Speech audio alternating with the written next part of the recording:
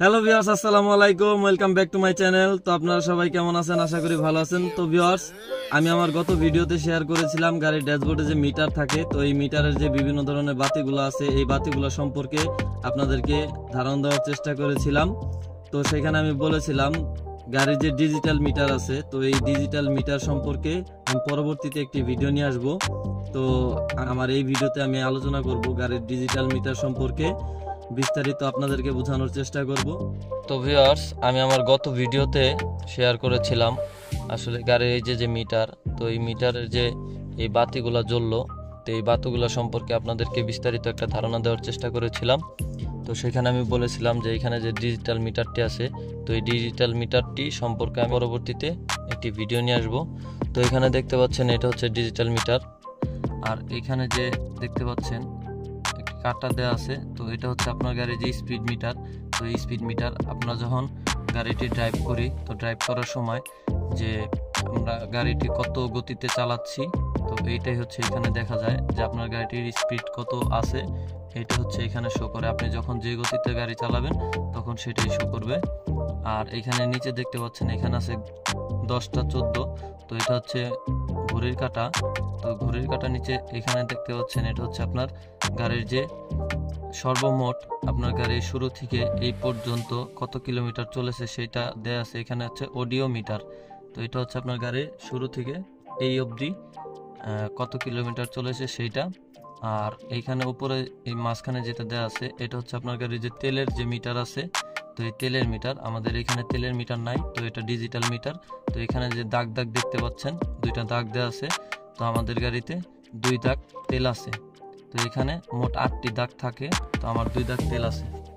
আর এইখানে যে সাইডে পি দেখতে পাচ্ছেন, তো আমরা যে গাড়িতে গিয়ারগুলো শিফট করি, তো এই গিয়ারগুলো শিফট করার সময় হচ্ছে আমাদের এইখানে শো করে। যেমন আমি যদি পি থেকে আমি যদি রিভার্স গিয়ারে দেই, সেই ক্ষেত্রে আর লেখা উঠবে।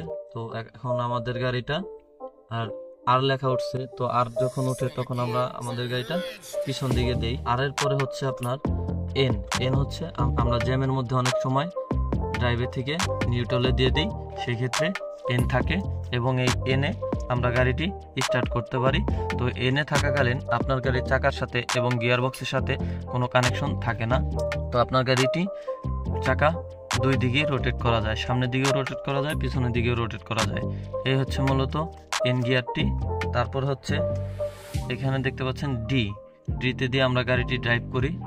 তো ডির পর হচ্ছে এস হচ্ছে স্পোর্টস। আমরা যখন কোনো গাড়িকে ওভারটেকিং করি, তো সেই ক্ষেত্রে আমরা এই গিয়ারটি ব্যবহার করি।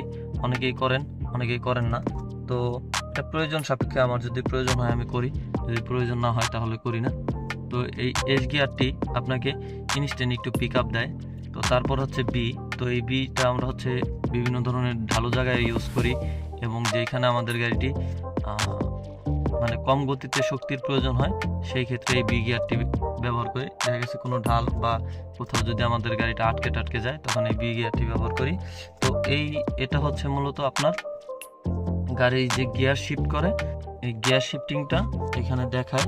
তো এইখানে যে দেখতে পাচ্ছেন যে অডিও মিটার, তো এই যে এখানে একটা বাটন আছে, তো এই বাটনটা যদি আমি চাপ দিই, সেই ক্ষেত্রে এটা চেঞ্জ হয়ে যাবে। দেখেন এখন হচ্ছে ট্রিপ এ। তো ট্রিপ এ, তো এই ট্রিপটা কি আসলে? ট্রিপটা হচ্ছে এটা আপনার যে কোনো একটা হিসাব আপনি রাখতে পারেন। দেখা গেছে আপনি যদি কোথাও দূরে জার্নি করেন, দেখা গেছে আপনি ঢাকা থেকে উত্তরবঙ্গ যান বা পশ্চিমবঙ্গ যান, যেখানেই যান, তো আপনি যদি আসলে আপনার গাড়ি কত কিলো চললো এটা জানতে চান, সেই ক্ষেত্রে আপনি এখানে যদি চাপ দিয়ে ধরে রাখেন, এটা 0 হয়ে যাবে। তো 0 হয়ে গেলে তো আপনি এখন যেখানেই যান, তো আপনি কতটুকু ঘুরে আসলেন, ঘুরে আসা এইখানে যদি আপনি দেখতে পান যে আপনার গাড়িটা কত কিলো আসলে চলছে, যে আপনি রংপুর গেলেন, রংপুর থেকে ঘুরে আসলেন ঢাকায় আসার পর আপনার কিলোটা কত কিলো চললো এটা দেখতে পারবেন। তারপর হচ্ছে এই ট্রিপ বিরও একই কাজ। দেখতে পাচ্ছেন এখানে আমি 19 কিলো চালাইছি, তো 19 কিলো চালানোর আগে আমি এই জিনিসটা 0 করছিলাম। তো তারপরে আরেকটি হিসাব রাখতে পারেন, মানে এনিথিং যে কোনো হিসাব আপনি রাখতে পারেন এখানের মধ্যে, যে আপনার গাড়িটি দেখা গেছে মোবিল চেঞ্জ করছেন, তো মোবিল চেঞ্জ করার সময় দেখা গেছে যেদিন মোবিল চেঞ্জ করছেন ওই দিন আপনি যখন চেঞ্জ করছেন তখন আপনি এটাকে চাপদা ধরে 0 করে দিলেন।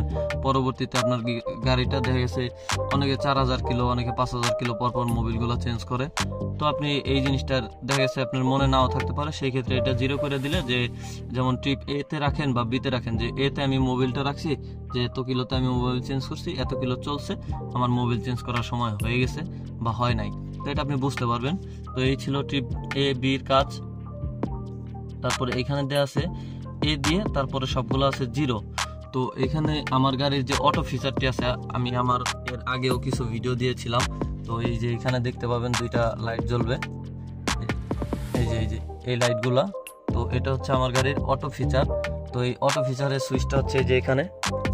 তো আমার গাড়িটা যখন অটো অন হয়, তো জামের মধ্যে যখন গাড়িটা বন্ধ হয়ে যায়, তো বন্ধ হওয়ার পরে আমার এই যে এখানে আপনার হচ্ছে সেকেন্ড উঠতে থাকে, যে বন্ধ অবস্থায় আমার গাড়িটা কত সেকেন্ড ছিল, অটোমেটিক্যালি কত সেকেন্ড বন্ধ ছিল। তো এই হচ্ছে এই 00 কাজ। আর এখানে আবারও দেখতে পাচ্ছেন যে ট্রিপ এ ওই একই জিনিস, কিন্তু এখানে দেওয়া আছে 53 সেকেন্ড।